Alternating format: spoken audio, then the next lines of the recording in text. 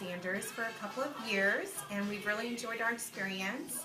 Dr. Alexander's been very patient. Frankie's had some special needs and has been able to handle all of it, as well as his office staff. So we have been very pleased, and it's made it possible for us to give him a nice smile, hopefully. He'll be done in a year or so, and he'll continue to come and get it accomplished. So we're very happy and pleased, and